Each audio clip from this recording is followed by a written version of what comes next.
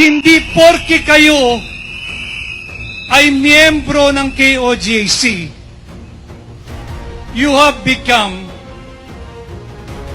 less of a Filipino. Hindi ibig sabihin kayo ay KOJC, mas maliit lang ang inyong karapatan sa ilalim ng ating batas at ating saligang batas. Pantay-pantay ang ating karapatan, anong relihiyon ka man, dahil tayong lahat ay Pilipino. Many people, even from other religious denomination or religious sects, have tried to simplify this whole issue as between your leader and KOJC alone, which I appeal to the many of our Filipino brothers now who are watching. Alam kong marami nakasubaybay. Tanggalin po natin ang ating bias or prejudice na ito ay patungkol lang sa mga miyembro ng KOJC. Ang mga inaapi, ang mga karapatang sinasamantala at tinuyurakan doon sa Davao, hindi lang po sila KOJC. Sila po ay kapwa natin Pilipino.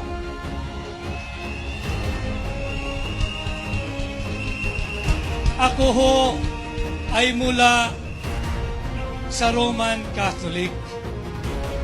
At hindi rin naman ako mananahimik kung ang nangyayari sa inyong organisasyon, sa inyong sekta o sa inyong relihiyon ay ginagawa sa simbahang Katoliko. Hindi dahil sa simbahang Katoliko kung miyembro, kundi sila rin ay kapwa natin Pilipino.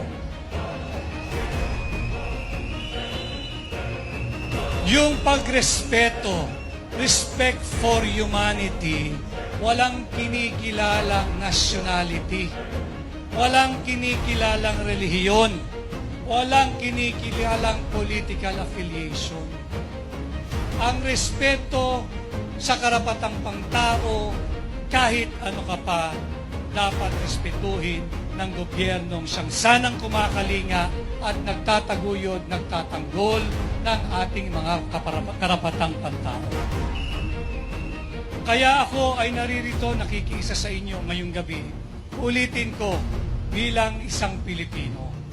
Dahil hindi dapat saktan, hindi dapat abusuhin, at hindi dapat yurakan ang karapatang pantao ng mga Pilipino, higit sa lahat, nung mga alagad ng batas, na dapat sana'y naglilingkod, nagsisilbi, nagtatanggol, at nagtataguyod ng kaayusan sa ating lipunan. But again, I am here to stand with you, my fellow Filipinos. Hindi tayo dapat ang nag-aaway-away at higit sa lahat, hindi tayo dapat sinasaktan, pinagmamalabisan ng gobyernong dapat sana'y nag-aalaga, nagkakalinga, nagpoprotekta at nagtataguyod sa ating mga karapatan.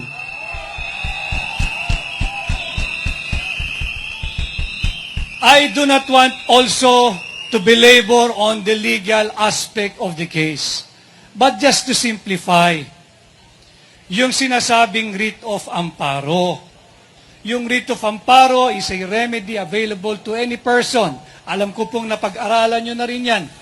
Whose life, liberty, or security is violated or under threat of being violated by public official, public employee, or even public individual or private individual or private entity. Sa nangyayari po doon sa inyong place of worship, which again, another violation of our Constitution because under Article 3, Section 5 of our Bill of Rights, may garansya yung inyong karapatan to freely practice, enjoy religious freedom, profession, and belief. At all times shall be allowed and shall not be violated. Nasa saligang batas po natin yan. Subalit ang nangyayari doon sa inyo, yan po'y simbahan. Pagkakalam ko, yan din po ay residential place ng karamihan sa inyo. At yan din ay mayroong eskwelahan, may mga kabataan. Subalit, yung mga kabataang Pilipino, yung mga kababaihang Pilipino, yung mga kababayan nating Pilipino, na nagkataon ang kanilang religious belief, kagaya ninyo ay KOJC, hindi nangangahulugang meron ng lisensya ang ating mga alagad ng batas na sila'y gamitan ng tear gas. Na sila'y pakitaan ng matataas na uri at kalibre ng baril. Na magdala ng mga sniper rifle at sniper personnel ng PNP. At magdala ng libu-libong tao just to enforce the warrant of arrest.